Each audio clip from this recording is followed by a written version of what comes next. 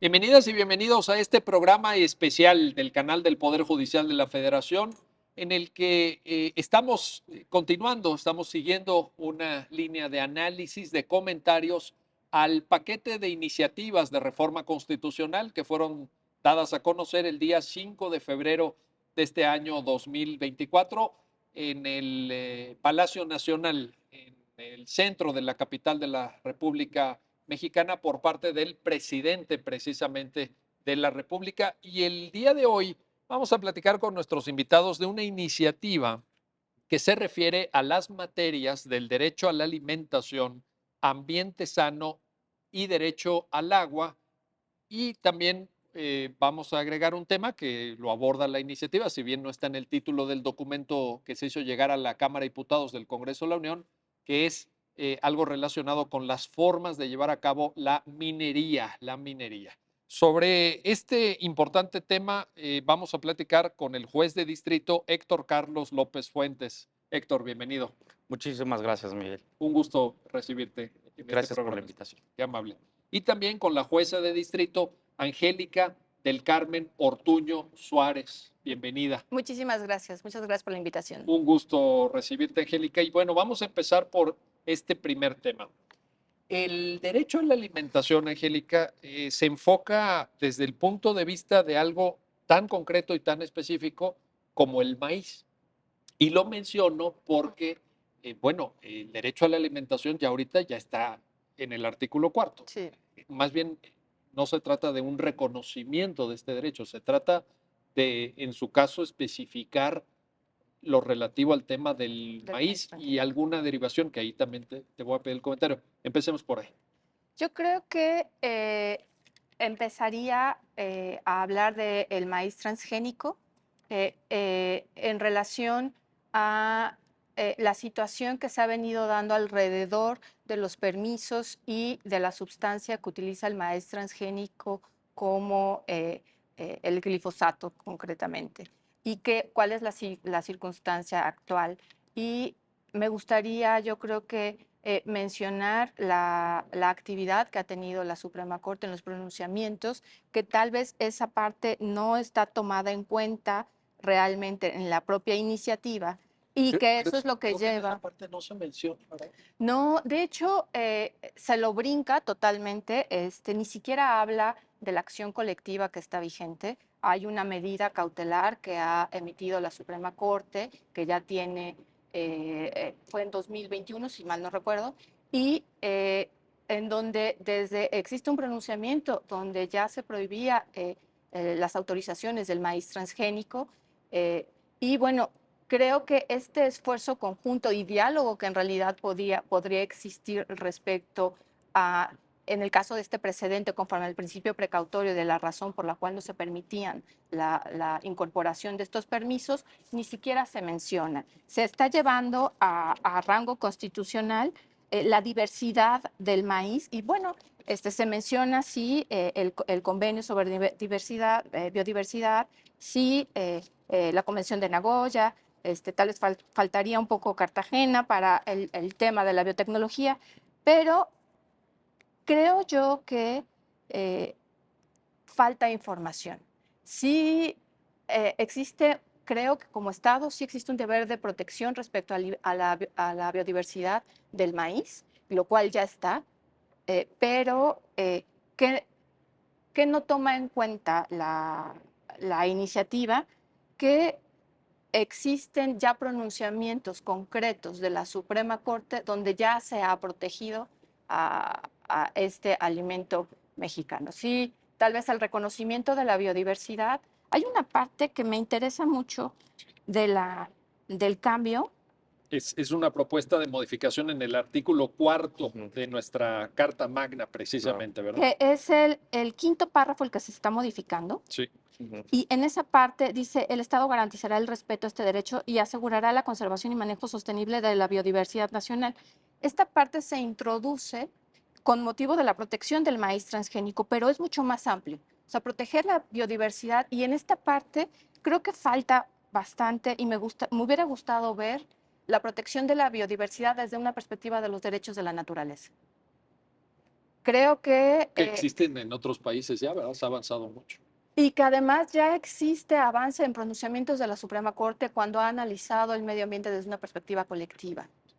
Entonces, creo yo que puede ser loable introducir esta parte de la conservación y el manejo sostenible de la biodiversidad, pero no, si realmente estamos pensando en una protección de la biodiversidad y no únicamente eh, de la protección del maíz transgénico conforme a la modificación que se hizo en en el tercer párrafo, creo yo que esto está muy corto. Se quedó corto. Entonces, bueno, eso consideraría, en maíz transgénico creo que es nada más una iniciativa que se da, bueno, sabemos que es un bloque de iniciativas en un momento político y que únicamente se da para tratar de resolver un problema que está también pendiente de resolverse en vías judiciales y bueno, no creo que dé el alcance que con esto se vaya a solucionar. O sea, no creo que sea elevarlo a rango constitucional, no creo que dé la solución para la protección de la biodiversidad en en el maíz, que ya tenemos la ley de biodiversidad y tenemos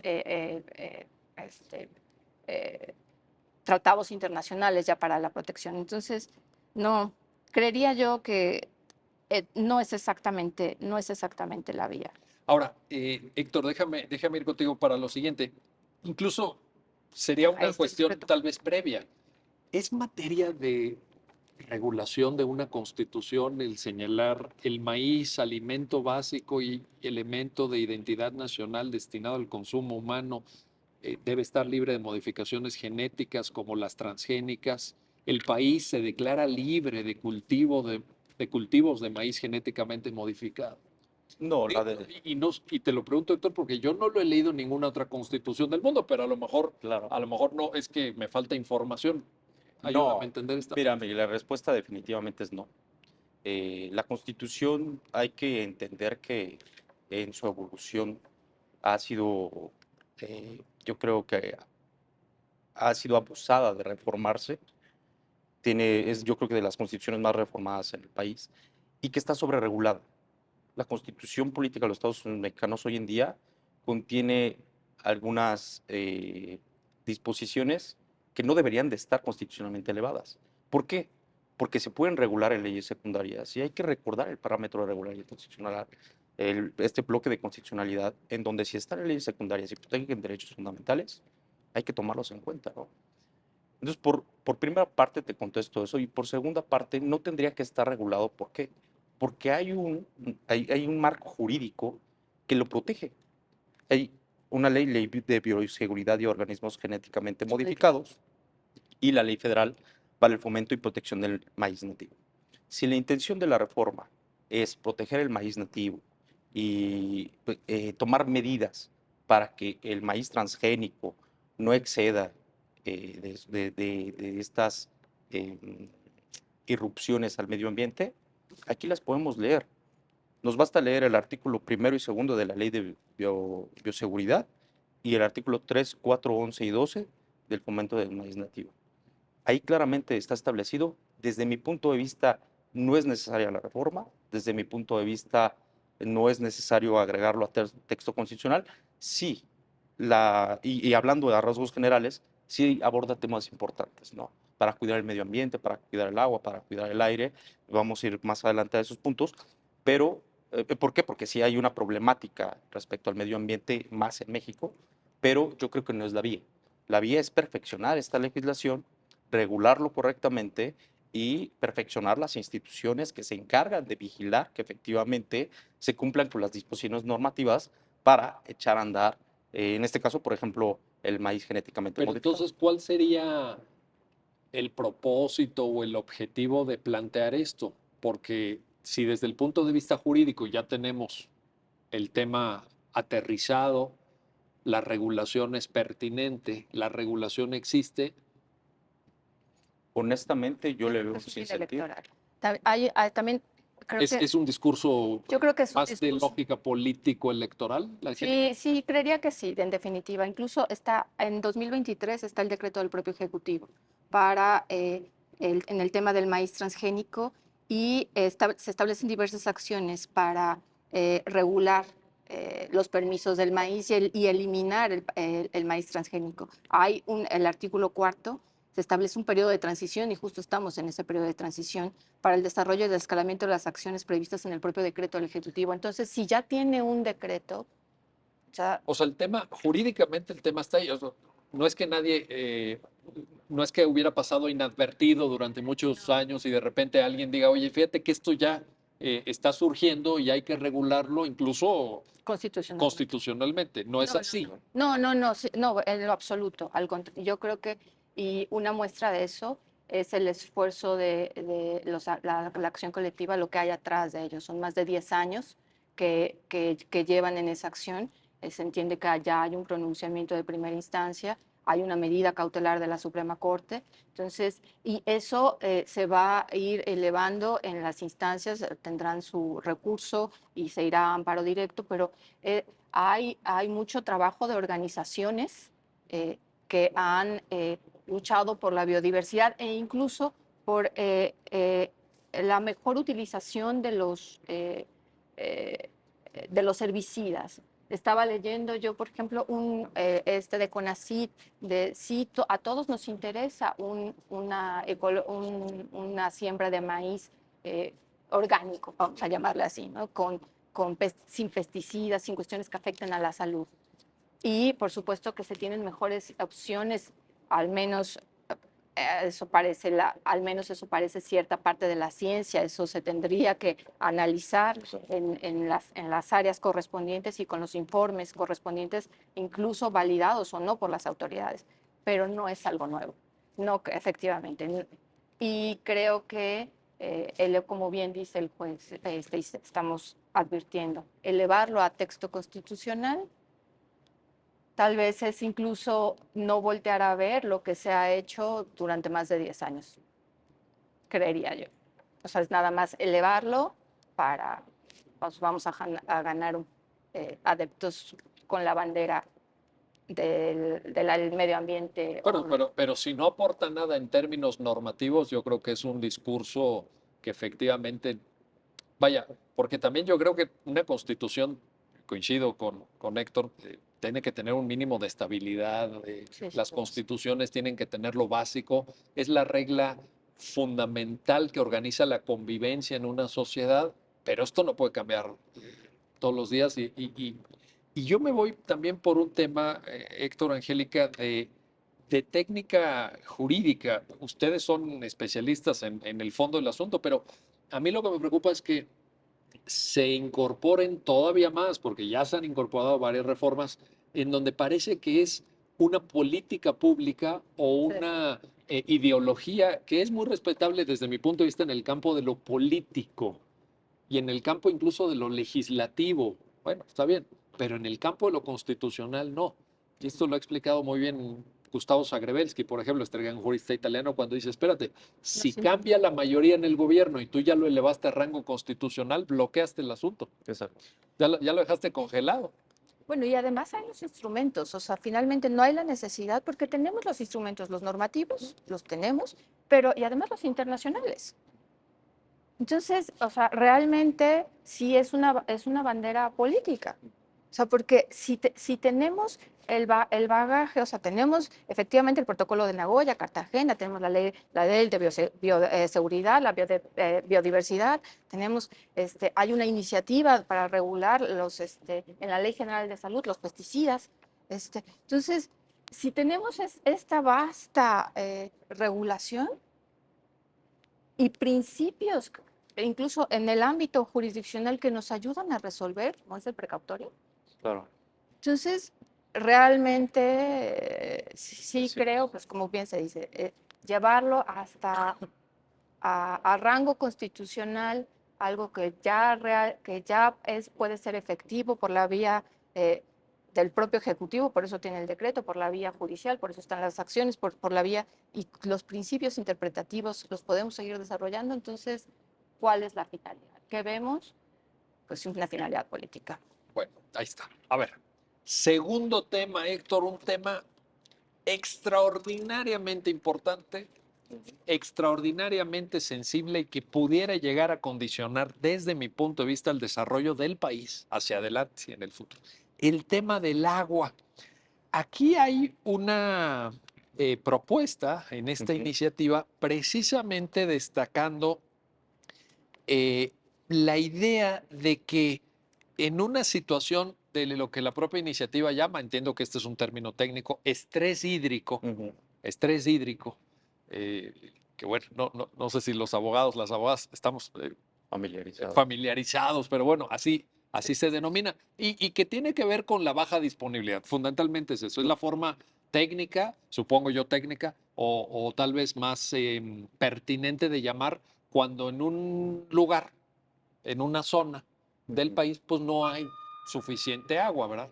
En esa situación, dice la propuesta del presidente de la República, se deberá dar preferencia a la disponibilidad del agua para consumo personal y doméstico. Obviamente, pues en sacrificio de algo más, supongo yo. Pero bueno, un primer comentario sobre esto. Claro, Miguel. Mira, hay que partir de la idea que la iniciativa de reforma argumentativamente la construyen sobre algunos hechos, ¿no?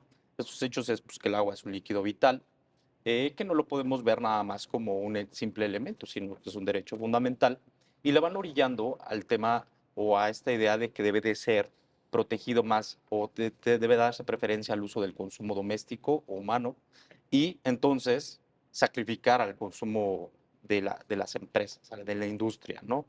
Incluso más adelante también lo veremos, de la industria minera y la contaminación que genera, y las prácticas como el fracking, del que vamos a platicar, ¿no? La iniciativa está llena de buenas intenciones, claro. ¿Por qué? Porque si hay una problemática, hoy en día estamos viviendo una problemática de carencia de agua, de escasez de agua. Las estadísticas indican que el 66% de las concesiones están otorgadas en sitios donde hay una alta escasez de agua, y pues su sobreexplotación va a dar a que en algún momento esas comunidades o esas zonas lleguen a la fecha cero, como dice esta Angie, ¿no? Entonces, para solucionarlo, plantean estas dos propuestas, ¿no? Cancelar las concesiones a las industrias que estén situadas donde hay una alta escasez de agua, y la preferencia al uso doméstico. ¿Cuál es la crítica? Que también está regulado hoy en día en la ley de aguas esta preferencia al consumo doméstico. Basta leer el artículo cuarto, que me permito leer el artículo cuarto y el artículo 14 bis 5 de la Ley General de Aguas, ¿verdad? de la Ley de Aguas Nacionales. De la Ley de Aguas Nacionales. Exactamente, porque la Ley General de Aguas, y ahorita Angie nos podrá ilustrar, porque ella tiene un dominio muy vasto en ese tema de los trabajos legislativos, pero la ley que ahorita estamos aplicando y utilizando, la Ley de Aguas Nacionales, dispone en el artículo cuarto, párrafo segundo, si no mal lo tengo: en caso de que exista riesgo de disponibilidad de agua para consumo humano y doméstico, la autoridad del agua disminuirá o cancelará el volumen de agua concesionada. Primer punto, ¿no? Y solucionado lo que propone la reforma.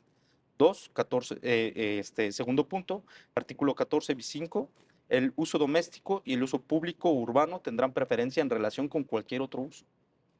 Está resuelto la propuesta que está y además muy claro, ¿no? Claro. Entonces, no es materia ni de interpretación, bueno, vaya, de una interpretación muy elemental. Exactamente. Lo que advertíamos era posiblemente una falta ya de avance o de evolución de esta ley de aguas nacionales, y una desatención a la Ley General de Aguas, que pues hay trabajos legislativos y que allí pues, tiene muy bien estudiada y que te podrá hacer. A ver, cuéntanos esta parte, por favor. Yo creo que lo que pasa con la iniciativa de agua, en primer lugar, se está modificando el cuarto respecto a la disponibilidad y el 27. Sí. Entonces, y dice, se dará preferencia, y ya le da preferencia en el uso, al uso personal y doméstico. Yo creo que ya el avance que ya hay criterio jurisprudencial, se ha interpretado desde el punto de vista del derecho humano al agua. La disponibilidad implica la disponibilidad en el uso humano. Entonces, bueno, puede ser que el uso preferente respecto a usos distintos en términos industriales o de cualquier otro uso, sí es analizable desde el punto de vista del bien del dominio público en la materia de las concesiones. Yo creo que si nos quedamos en el artículo 4 y lo analizamos con base en el derecho humano al agua, ya tenemos avance y bastantes en la Suprema Corte respecto a cómo interpretamos el derecho humano al agua con base en la disponibilidad, y sí, la preferencia debe ser tal vez un uso personal, más bien es un uso personal y doméstico. Pero ¿qué pasa como bien y respecto a las concesiones? Aquí viene lo interesante. Desde que se modificó el artículo 4 constitucional con el derecho humano al agua, se dio un plazo para establecer la Ley General del Agua que no se cumplió. Pero se hizo un trabajo legislativo y un trabajo legislativo fuerte. Hay una iniciativa de la Ley General de Aguas que tiene 8 iniciativas adentro, y hay iniciativa privada que ha dictaminado, hay organismos de la sociedad civil que ha aportado muchísimo respecto a las regulaciones, y creería yo que nos brincamos al tema de las concesiones, porque creo que es más problemático. Dicen, no se va a dar.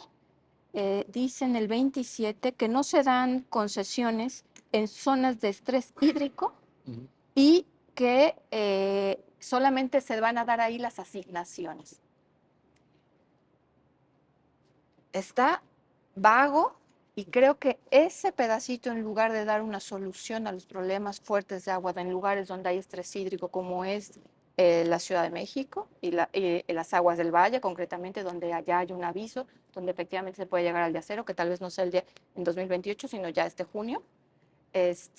Creo yo que eso, lejos de dar una solución a la problemática del agua, porque además no introduce una solución respecto a un uso sostenible, hacia un uso equitativo, pero menos aún algo que se ha criticado respecto a la actual ley de aguas, y que y que está bastante documentado en la Ley General, en la iniciativa, es la perspectiva de cuenca. Se ha dicho en diversos foros que la distribución actual del agua se hace con una organización político-administrativa. Entonces, para poder determinar las zonas con estrés hídrico, que sí lo hay, como la Ciudad de México, uno es, existiendo una declaratoria de estrés, ¿cómo vamos a declarar la emergencia? ¿De dónde va a salir el dinero? Si se va a dar una preferencia en los usos, como con un derecho humano al agua, efectivamente se van a preferir las asignaciones de uso personal y doméstico. Pero, ¿y lo demás?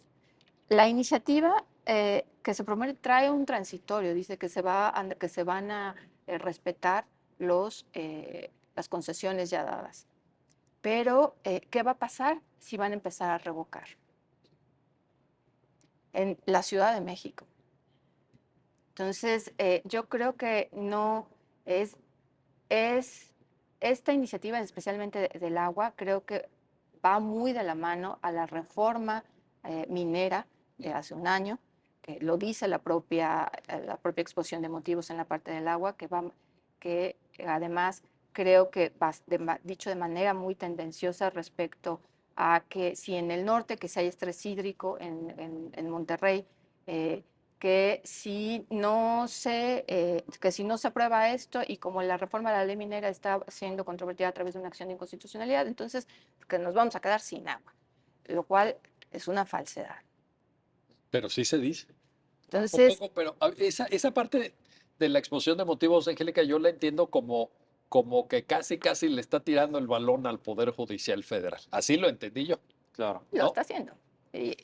Bueno, y yo creo que todos lo entendemos de la misma manera, Sí, ¿no? pero además no es así.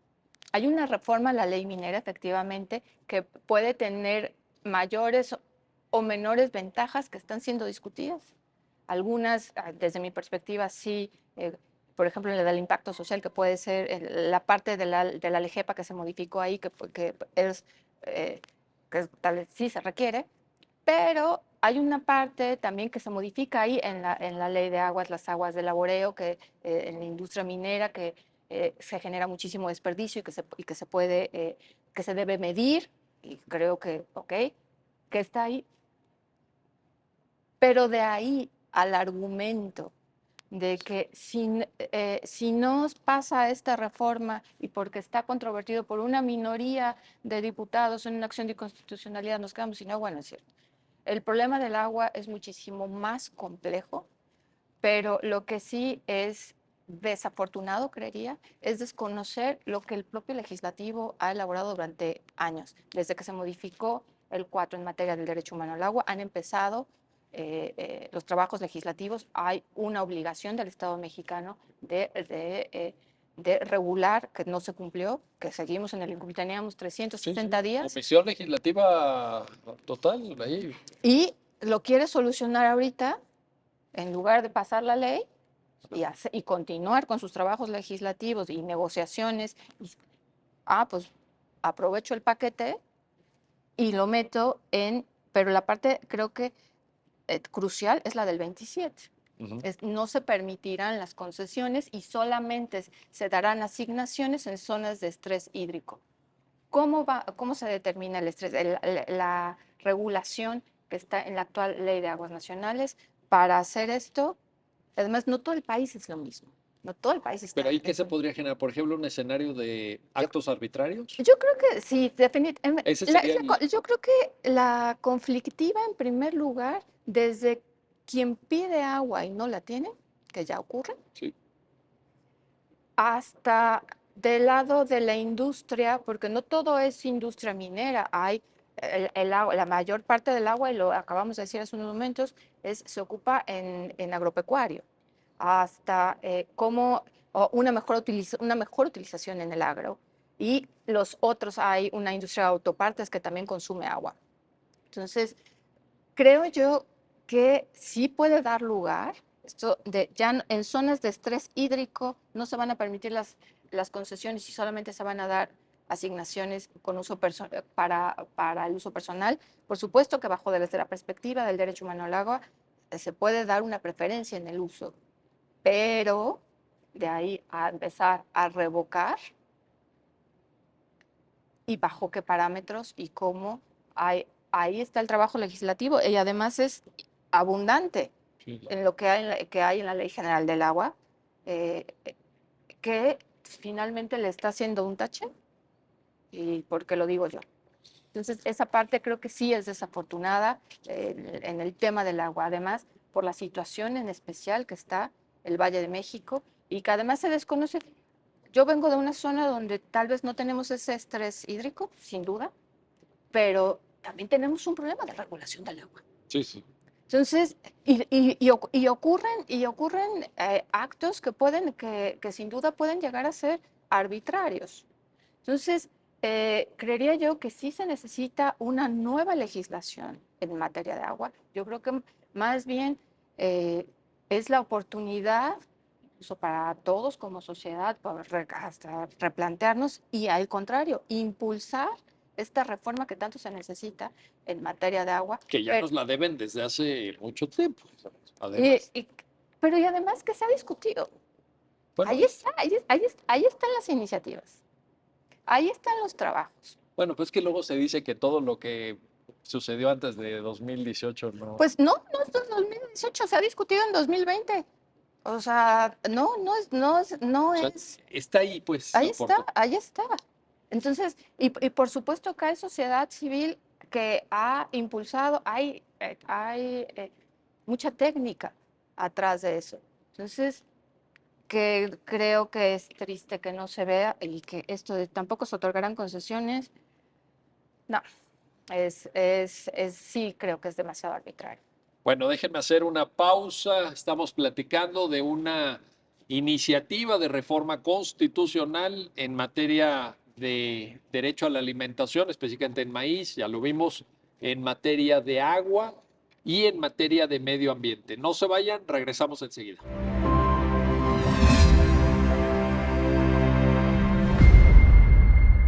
Ya estamos de vuelta, ya estamos de regreso en este programa especial del canal del Poder Judicial de la Federación. Estamos platicando con nuestros invitados de una iniciativa dada a conocer por el presidente de la República el 5 de febrero de este año 2024. Está actualmente bajo conocimiento de la Cámara de Diputados del Congreso de la Unión en un conjunto de materias: derecho a la alimentación, derecho al agua, temas medioambientales, etcétera. Y regreso contigo, Héctor Carlos López, para plantearte otro tema, porque es un conjunto, pues, de aspectos. Claro. Habla la iniciativa también de la prohibición de las concesiones para actividades de minería a cielo abierto. Claro. ¿Qué nos puedes comentar, por favor, de este punto? Muy bien, Miguel, esta reforma está también construida sobre un argumento fuerte que me parece sólido en el aspecto del cuidado al medio ambiente. ¿Por qué? Porque está demostrado científicamente que la minería a cielo abierto es muy invasiva del medio ambiente. No nada más genera contaminación a los mantos acuíferos, no nada más genera contaminación al suelo, sino también al aire, y va desplazando ciertos sectores de la población, lo cual también tiene consecuencias ecológicas, ¿no? Hay que recordar que la minería en el país, pues, es una actividad económica importante. Del 2018 al 2022 contribuyó al 4% del Producto Interno Bruto. Muchísimo. Exactamente, pero hay que ver las formas en las que se puede ejercer la minería, ¿no? Y la minería a cielo abierto, hay un dato estadístico por ahí que está curioso y pues la verdad sí es perturbador. Para sacar un gramo de oro, tienen que explotar y darle el tratamiento químico a 7 toneladas de roca. Entonces, la verdad es que es muy pernicioso para el medio ambiente y pues obviamente el sector minero es muy importante en el país, ¿no? Conocemos La Plata en Tasco, también en Guerrero, un municipio igual a que se dedica al oro, y pues no dudo que en la República igual, pero sí tiene algunas implicaciones ahí al medio ambiente. Derivado de estas prácticas existe la iniciativa, pero regreso y reitero que aunque las intenciones son buenas, creo que no es la vía. La vía constitucional, como tú bien lo dijiste, no concibo otra constitución en el mundo en donde se establezcan este tipo de reglas y constituir a derecho humano el prohibir concesiones a las industrias mineras. No es defender, pero también orillar mejor a que se regule, ¿no? Y a que si es una actividad necesaria para el crecimiento económico del país, como lo reflejan las estadísticas, ok, vamos a regularla. Sabes que el agua que utilices, pues hay que tratar de someterla a un procedimiento para reutilizarla, hay que evaluar el impacto ambiental que estás teniendo, hay que evaluar el impacto social que estás teniendo, las comunidades aledañas que tengan interés legítimo para reclamar alguna situación y así establecer una armonía. Lo soslaya, claro, el proyecto de ley, se puede mejorar definitivamente, no tendría que ir en la Constitución, tendría que ir en alguna norma secundaria o en alguna norma. Yo encontré dentro de las investigaciones para esto que solamente hay 3 normas oficiales mexicanas que regulan la lixiviación de minerales, en este caso el oro, la plata, el cobre, y una norma oficial mexicana que regula las reglas de seguridad para el personal que trabaja ahí. Sí, pero ¿qué pasa con los grupos aledaños? ¿Qué pasa con las comunidades? ¿Qué pasa con el agua? ¿Qué pasa con el aire? ¿Qué pasa con toda la roca que ya pasa a ser desecho? Y como lo podemos ver, es un hecho notorio que uno va en la carretera, que uno llega a cierto lugar y ya nada más vemos un hueco gigantesco. Ya nos acabamos el planeta y luego vamos a otro y generamos otro. O sea, sí hay que tomar medidas, claro. Definitivamente la intención es buena, pero creo que no es la vía y creo que se podría hacer una mejor propuesta al respecto. Angélica del Carmen Ortuño, te pido también un comentario en el orden de que parece que la situación no es fácil. Es decir, Héctor nos compartía este diagnóstico que está también aquí en la exposición de motivos. Tenemos en la actualidad, cita un documento de la Secretaría de Economía en la Sí, exposición de motivos, 264 minas a cielo abierto, principalmente en los estados de Sonora, sí. Zacatecas, San Luis Potosí y Chihuahua, y vienen las consecuencias que el propio Héctor señalaba. Y entonces la iniciativa dice, bueno, entonces vamos a prohibir esto. Sí, Esto queda prohibido. Parece que estamos en un dilema, en una suerte sí, de, sin duda. de callejón de no fácil salida. Un comentario.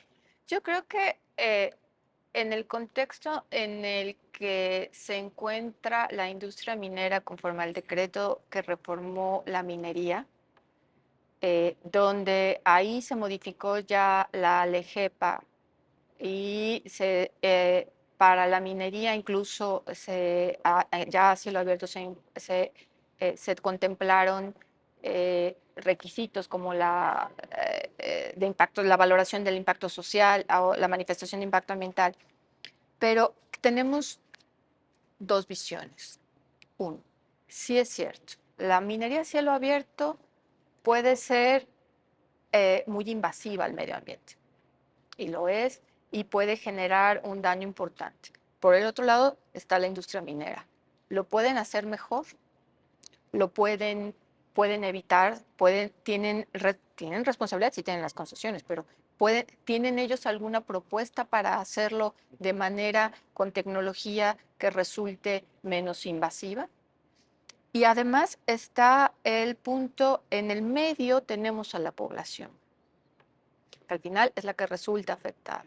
Entonces, en este entramado donde sí nos preocupa el medio ambiente respecto de actividades que pueden ser sumamente invasivas al medio ambiente y nos interesa que estén plenamente reguladas, que el daño ambiental se repare, que haya responsabilidad en el daño ambiental.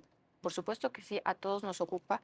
Nos ocupa que haya una industria minera sólida y que se responsabilice de la extracción que tiene concesionada, y mucho creo que viene la iniciativa porque desde que en el gobierno se dijo que se han entregado muchísimas concesiones a la minería, y donde se ha mermado la soberanía nacional al entregar estas concesiones, y hubo desde el inicio del mandato decir, ya no voy a entregar ninguna otra concesión, y es más, ahí les va mi decreto. Entonces, pero creo que más allá de las razones de política social o económica que pueden haber alrededor de la minería respecto al medio ambiente, tenemos sí, la de cielo abierto es eh, invasiva, sí, la podemos regular, hay cierta regulación ya cuando se modificó la ley del EGEPA, pero yo creo que la solución que están planteando es vamos a eliminar las concesiones y ya. Es correcto. Entonces, y no es así. Hay sectores, yo no me inclinaría ni por uno ni por otro en este momento. Por supuesto, además, desde una perspectiva jurisdiccional, nos compete velar por el derecho humano al medio ambiente sano. Sí. Entonces, que la actividad se realice en condiciones que respeten los pueblos originarios, o que, por ejemplo, los lixiviados. Tenemos ya el precedente de Bacanuchi y el presidente de la Suprema Corte respecto a la reparación en ese asunto. Entonces, ya hay un avance, por supuesto, de pronunciamientos de la Suprema Corte que irradian, por supuesto, todo el Poder Judicial para las reparaciones cuando esta minería que puede ser demasiado invasiva, o que se puede dar en contextos que no respeten derechos de los pueblos indígenas, por ejemplo. Pero creo que regulado, si se escuchara, si existieran alternativas, vamos a escuchar la parte técnica, que creo que es importante. Si verdaderamente no tiene la industria minera nada que decir para respecto a que tengan nuevas técnicas o alguna otra manera de extraer metal, o sea, ¿es la única manera? Y en ese sentido, Héctor, una cosa que se echa en falta en general, en todos los temas y en otras iniciativas también, pero en esta es un poquito más de sustancia en la exposición de motivos, porque, por ejemplo, lo que planteaba ahorita Angélica es absolutamente esencial, indispensable. Pero en la exposición de motivos no se nos da no solamente la parte técnica que decía Angélica, sino incluso la política pública comparada, porque yo me imagino que no solamente en México hay minería Claro. a cielo abierto, yo supongo, ¿no? Sí, no, Debe sí, haber sí. otros Sí, países. sí, sí, sí. Bueno, ¿cómo le África. hacen otros países? ¿Ya lo prohibieron otros países? ¿Está prohibido en todo el mundo? Está ahí, Me gustaría tener la evidencia. Hay una parte de diagnóstico que algunos de los datos aquí los hemos mencionado, pero en ese diagnóstico no hay una contextualización de qué está pasando en el mundo. Claro. Está fuera de contexto. como si nosotros tuviéramos un caso único. Sí, que nada más extrae oro en México hay otro. Pero eh, creo yo que la protección que debemos dar como Estado y desde el punto de vista como juzgadores respecto a cómo se realiza este tipo de industria, creo yo que lo que podemos llevarnos es, sí es importante la regulación y resolver respecto a con los principios medioambientales, con los principios que tiene los pueblos originarios, en una regulación creo que más concreta en las áreas naturales protegidas y cómo se realiza esta extracción dentro de estas áreas, que estén bien delimitadas, que no haya los traslapes que normalmente ocurren, pero en definitiva pues no somos el único país. Ese es el punto. Y pues está regulado. Claro. Y tienes toda la razón, Miguel. Yo creo que sí deberían de hacer un ejercicio de derecho comparado, por esto de que no creo que exista algún país en donde digan, ya, no se puede.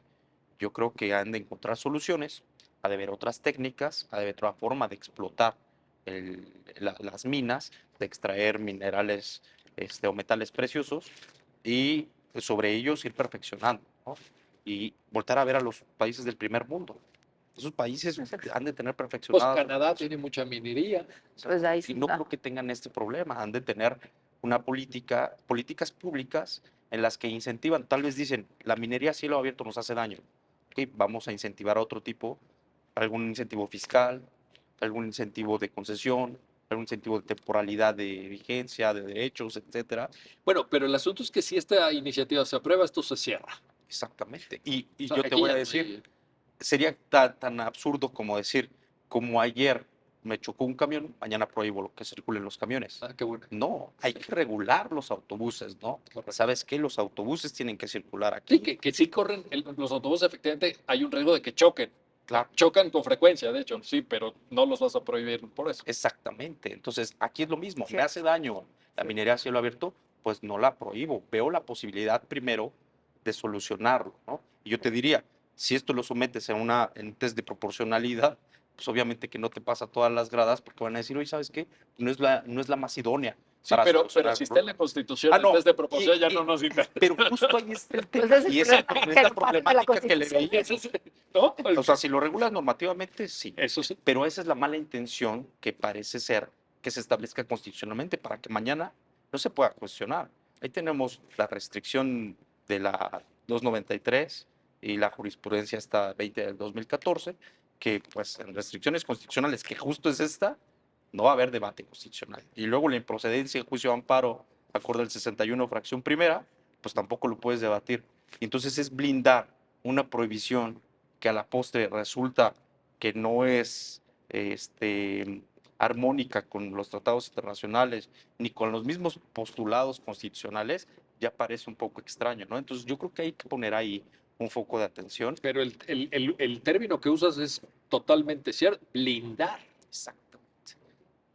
No sabemos cuál sea la intención, pero yo creo que tampoco es necesario que esto, uno, se eleve a rango constitucional y dos, no, la solución es prohibirlo, es regularlo y encontrar otras soluciones, otras alternativas para que, si es que se resulta viable y económicamente es un costo-beneficio más viable, valga la redundancia, entonces echarlo a andar, pero con estas medidas.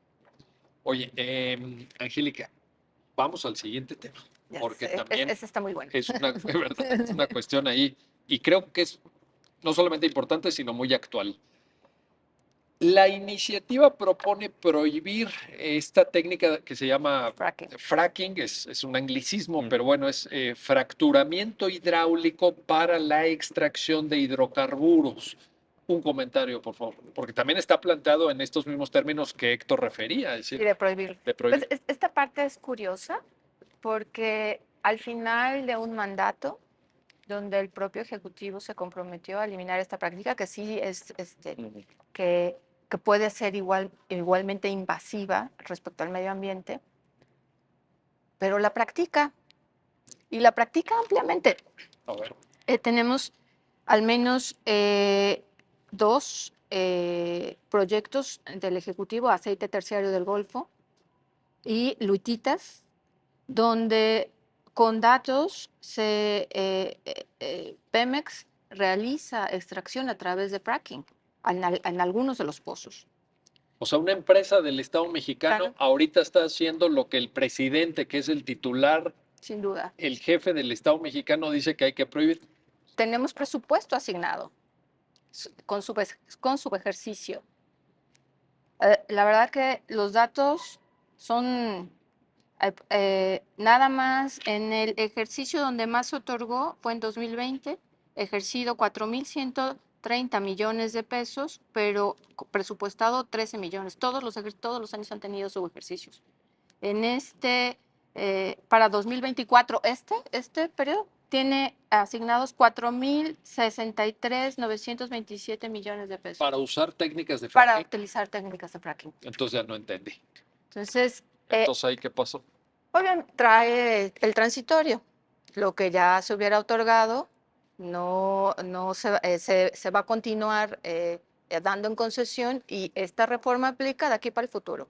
Es decir, si ya otorgué estas dos para extraer, incluso están los términos aquí de la extracción. En alguno creo que va a durar hasta el 2035 y en otro Bueno, pero parece un compromiso, digamos, bastante débil entonces con el tema. O sea, o no quieres el tema, o sí quieres el tema, o lo quieres un poco el tema, Yo creo que quiero el tema cuando me conviene. pues como en la secundaria. Así es. Entonces, quiero el tema porque me conviene ahorita, porque necesito votos. Creo yo en la regulación de las prácticas que pueden ser muy invasivas, en la prohibición de algunas. Ahí está, sin duda. Si se está continuando con la utilización de estas medidas que sabemos que son dañinas al medio ambiente, bueno, pues pongámonos las pilas, porque entonces hay que mitigar y hay que recomponer y hay que tomar las medidas que sean necesarias para contrarrestar el efecto de ese daño que estamos ocasionando para obtener ese beneficio que es la extracción de hidrocarburos. Si el beneficio es más alto, pero bueno, también es plantear en una política de hidrocarburos de largo plazo donde pretendemos una transición energética y ya no depender tanto de los hidrocarburos, ahí el costo-beneficio de afectar el ambiente respecto con una práctica que es muy fuerte respecto al medio ambiente y que tal vez te va a ocasionar daños de 20, 30 años. Y el resultado del pozo que vas a escarbar puede ser que para 20 o 30 años no te va a dar lo que verdaderamente esperas y vas a tener otra tecnología. Yo creo que ahí hay un aspecto técnico que es evaluado evidentemente por la gente experta respecto a la vida que tienen estos pozos, el daño que se está produciendo y el número de años que nos tardamos en recomponer esta actividad. Solucionarlo de tajo, ya no doy más concesiones, pero no doy más concesiones, pero ya di al menos dos y se van a seguir explotando porque ahí está el transitorio. Entonces, ¿cómo le hacemos? Héctor, un comentario sobre este punto que pudiera también advertirse en la consideración que ahorita nos comparte Angélica, que es un tema que tiene una parte técnica, por supuesto, que tiene una parte de ingeniería, me imagino incluso, pero, o de política pública, si quieres tú. ¿Cómo va a extraer petróleo Pemex? Ok, pero no sé si de rango constitucional, en fin, no sé. Un comentario. Mira, Miguel, yo estimo que sí es una problemática que también se tiene que resolver, sí es grave. ¿Por qué? Porque la estadística indica que es una práctica que afecta, es muy perniciosa para el medio ambiente. Daña igual la atmósfera, daña el agua, daña el aire. Usa mucha agua, ¿no? Es una técnica muchísima que requiere muchísima agua a presión. Se va fracturando la roca y se inyectan algunas sustancias químicas para la liberación de los gases y para la liberación de los hidrocarburos que se buscan explotar.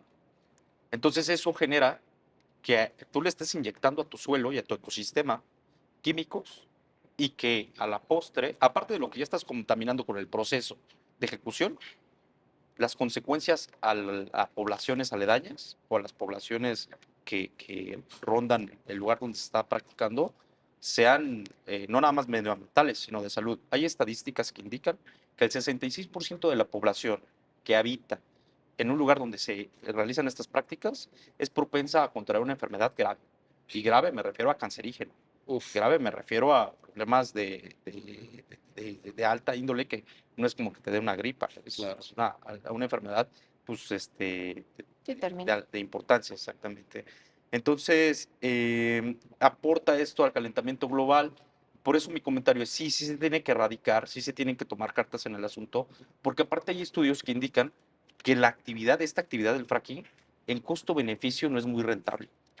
Al final del día, no obtienen las mismas ganancias porque cuando terminan el proceso del fracturamiento, digamos, es desecho, es basura, ya no hay ecosistema y no se puede reutilizar ninguno de los recursos que se ocuparon.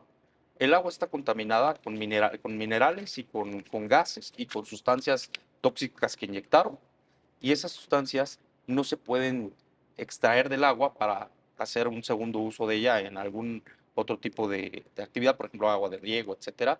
Y también tampoco las asociaciones civiles lo estiman como que las letrinas de depósito de estas aguas sean viables. ¿Por qué? Porque como son tan corrosivos los materiales que inyectan a la tierra, se filtran y esa filtración genera esta estadística que te estoy comentando. Entonces, se tiene que resolver sí o sí.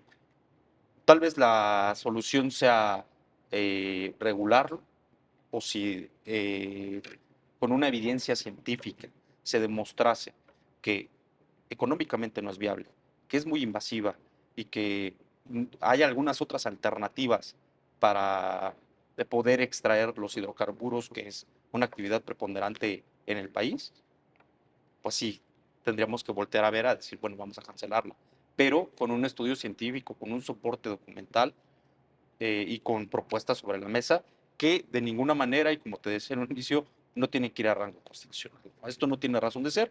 Por un último comentario que te voy a hacer, hay una ley de protección al medio ambiente que ya establece que en este tipo de asuntos se podrán cancelar o revocar las concesiones. El artículo 64 establece, el segundo párrafo, eh, subrayé nada más lo importante: la exploración, explotación o aprovechamiento de que se trate, sin causar deterioro al equilibrio ecológico. Y luego, en otra parte, la Secretaría, tomando como base los estudios técnicos y socioeconómicos practicados, podrá solicitar a la autoridad competente la cancelación, revocación del permiso, licencia, concesión o autorización correspondiente cuando la exploración, explotación o aprovechamiento de recursos ocasione o pueda ocasionar deterioro al equilibrio ecológico. Está Es muy vigente, ¿no? claro. ¿Por qué lo constitucionalizamos? No hay que sobreregular la Carta Magna por este tema que ya hemos reiterado. Desde mi punto de vista, tiene buenas intenciones, hay que redirigirla, ¿no? Hay que redireccionar el barco. Nos queda un minuto de programa, Angélica. Un comentario final. ¿Cuál es tu reflexión sobre todo esto? Sé que son temas muy diversos, pero finalmente se aglutinaron porque así lo decidió el autor de la iniciativa en un solo documento. Maíz transgénico, medio ambiente, minería a cielo abierto y fracking. Pero una conclusión, por favor. Creo que es una iniciativa que se ha planteado dentro de un cúmulo de iniciativas que tienen una finalidad más que de hacer cambios que se requieran en materia de medio ambiente, que tienen más una finalidad de intentar resolver con una pluma problemas que son mucho más complejos. Entonces, creo yo que dentro de la problemática alrededor del medio ambiente, evitar o dar una solución mediante eliminación de concesiones o simplemente para tratar de ganar pues adeptos en materia de medio ambiente, porque además el medio ambiente nos importa a todos. Sin duda. Entonces, si esto es así, una bandera de medio ambiente, es decir, como que puede generar mucha empatía en toda la gente. No lo sé, porque este gobierno se ha peleado mucho con los ambientalistas Entonces, en muchos temas. y creo que vale la pena este ejercicio para abrir los ojos, precisamente, y creo que si se pelea con los ambientalistas, pues ¿por qué? Porque no hay una respuesta efectiva, eficaz desde el Estado mexicano para dar una solución al medio ambiente en momentos donde tenemos crisis climática. Tenemos 3 Gravísima. graves y además necesitamos, aunque tenemos la regulación para el cambio climático, se necesita un esfuerzo fuerte y decidido para poder transitar hacia un uso, a un cambio y un modelo y un uso de nuestros recursos naturales de manera distinta, donde se respete el medio ambiente. No hacerlo pone en peligro el principio de equidad intergeneracional. Estamos hablando de que estamos poniendo en peligro lo que nos puede suceder ahorita y le puede suceder a nuestros hijos y a los hijos de nuestros hijos.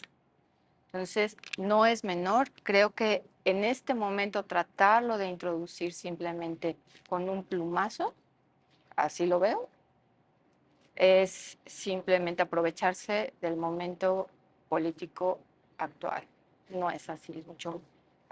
Creo yo que, diría, se merece más el Estado, la sociedad, donde verdaderamente exista un cambio de conciencia para que todos volteemos hacia el ambiente y que cada quien en su trinchera haga lo que le toca hacer.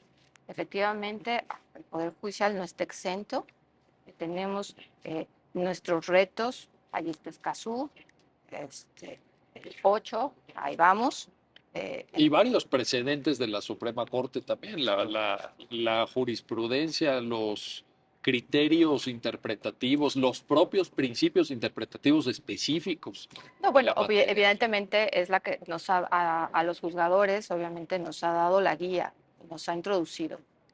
O sea, creo que desde 2018, desde Laguna de Carpintero, y tal vez desde antes, desde antes, sí, en algunos casos, pero por supuesto que estos criterios y precedentes que ha establecido la Suprema Corte ya han irradiado en general, y por supuesto que nos han nutrido y nos han permitido dar respuesta a una conflictiva en materia de medio ambiente que además es cada vez más recurrente.